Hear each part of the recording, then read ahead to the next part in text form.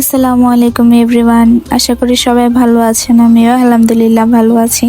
তো আজকে যাচ্ছি উত্তরা দিয়াবাড়ি ওয়াটার অ্যাবজর্বিং রাইডের রিভিউ দিতে। বাট রিভিউ দেওয়ার আগেই বলে রাখি, সেই ওয়াটার অ্যাবজর্বিং রাইডার নেই।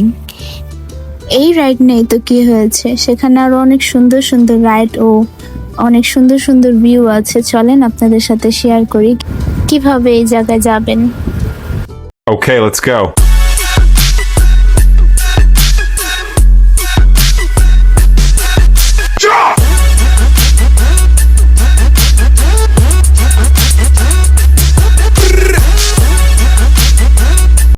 উত্তরা দিয়াবাড়ির উদ্দেশ্যে আমরা রওনা দিয়েছি বিকাল 4টার দিকে। আমরা নোহা ভাড়া করে নিয়েছিলাম। যদিও মেট্রো স্টেশন দিয়ে সেখানে যাওয়া অনেক সহজ, কিন্তু মেট্রোতে অনেক জাম হওয়ার কারণে আমরা সেটা স্কিপ করে নোহা ভাড়া করে নিয়ে যাই।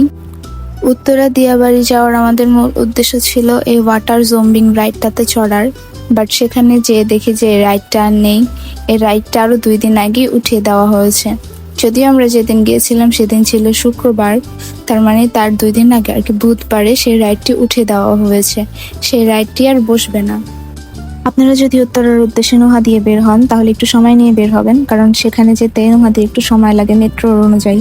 রাস্তায় যেতে যেতে পুলিশ মামা আমাদের ধরে নিল এবং কিছু জাস্টিফাই করলো, বাট আমাদের নোহার কাছে কাগজপত্র সব ছিল, তাই তেমন একটা ঝামেলা হলো না। দেখতে দেখতে আমরা উত্তরা চলে আসলাম ঠিক বিকেল 5টার দিকে। 5টার দিকে আমরা এসে উত্তরার যে মেন আর কি ঘোরার যে জায়গাটা, ওয়াটার জম্বিং এর যে স্টেশনটা, সেখানে নামি। সেটা হচ্ছে মেট্রো রেলের একদম পাশে। সেখানে এসে আমরা কিছুক্ষণ ঘুরি। যখন দেখি যে সেই ওয়াটার জম্বিং রাইডার নেই, আমরা অন্য কিছু খোঁজা শুরু করি। মাঝে এই ঘোড়া দেখলাম, সেখানে অনেক রকমেরই ঘোড়া আছে সেখানে রাইড করার জন্য। আরো অনেক সুন্দর সুন্দর জায়গা আছে, চলুন দেখাচ্ছি। দেখেন ভিউটা অনেক সুন্দর না? আমার তো মন ভরে গিয়েছিল। যদিও সে সময় প্রচুর গরম ছিল, বাট যখন রোদটা নেমে গিয়েছে ভিউটা আরো বেশি সুন্দর হয়েছে। এখানে নাগরদোলা, তারপর ইলেকট্রিক নৌকা, তারপর বাচ্চাদের কিছু ছোট ছোট রাইড এবং এত সুন্দর ভিউ এবং নদীতে কিছুক্ষণ নদীর মধ্যে নৌকা চালানো, এসব সব রাইডই পেয়ে যাবেন। দেখেন ভিউটা কত সুন্দর না? আমার তো ইচ্ছে করছিল নদীতে একটা ঝাঁপ দিই। একে তো যে গরম, তার মধ্যে এত সুন্দর ভিউ।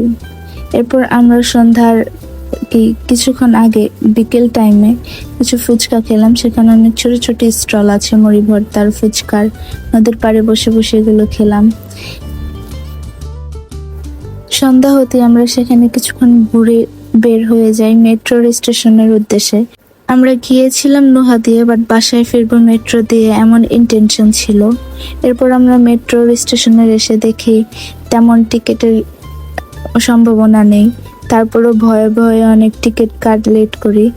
এরপর আমরা মেট্রোর জন্য ওয়েট করতে থাকি, কিছুক্ষণ ফটো শুটিং করি। রেল এসে পড়ার পরে আমরা মেট্রো দিয়ে ডাইরেক্ট চলে যাই সচিবালয়ের সামনে, কারণ আমাদের সবার বাড়ি বংশালের আশেপাশে।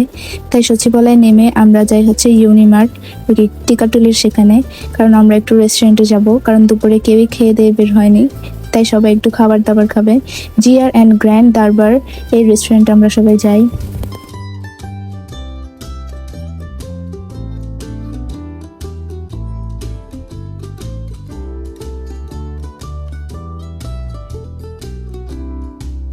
রেস্টুরেন্টটি রাতে ডিনারের জন্য একদম পারফেক্ট চয়েস এবং ভিউটাও মোটামুটি সুন্দর ছিল। আমরা সেখানে যে সিট পাচ্ছিলাম না, লাস্টে আমাদের সেখানের এমপ্লয়িরা সিট ম্যানেজ করে দেয়, কারণ আমরা মানুষ ছিলাম না দর্শনের মতো। বাট সেখানে সিট বড় যেগুলো ছিল সেগুলো সবই বুকড করা ছিল, আর এই ছোট সিটটা খালি ছিল।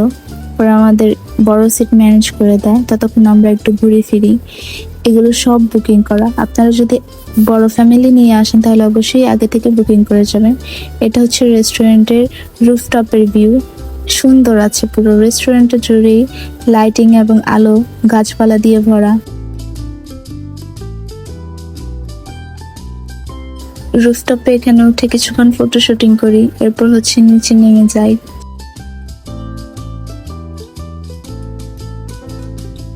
এখানে আমরা কিছুক্ষণ বসি এবং খাবার অর্ডার দেই। আমরা সন্ধ্যা স্ন্যাক্স হিসেবে স্যুপ অর্ডার দেই, থাই স্যুপ। এই থাই স্যুপটা এত মজা ছিল, পুরোটার ভিতরে মাংস এবং চিংড়ি মাছ এবং বাদাম দিয়ে ভরা ছিল এবং অনেক পরিমাণ ঘন ছিল, সাথে সস মিশিয়ে খেলাম। থাই স্যুপকে রেটিং করতে গেলে 10-এর ভিতর 9 দেওয়া যায়। স্যুপ খাওয়ার পর রাতে ডিনারের জন্য রাইস নিলাম, রাইসের সাথে চিকেন ফ্রাই এবং চিকেন মশলা কারি নিলাম। রাইসের রেটিং করতে গেলে 10-এর ভিতর 8 দেওয়া যায়, কারণ হচ্ছে এটার ভিতর যে বাদাম ছিল সেটার জন্য কিছুটা একটু জিমাত ভাব এসে পড়ে। যদিও আমার বেলা এমন হয়েছে, সবার বেলা এমন নাও হতে পারে, বাট এভাবে খাবারের কোয়ালিটি ইজ গুড ছিল। খাওয়া দাওয়া শেষ করে আমরা সবাই বাসার উদ্দেশ্যে রওনা দিলাম, যে যার বাসায় চলে যাবে। ভিডিওটি ভালো লাগলে একটি লাইক, একটি কমেন্ট আর একটি শেয়ার করে যাবেন। সবাই ভালো থাকবেন, সুস্থ থাকবেন এবং আমাকে মনে রাখবেন। আল্লাহ হাফেজ।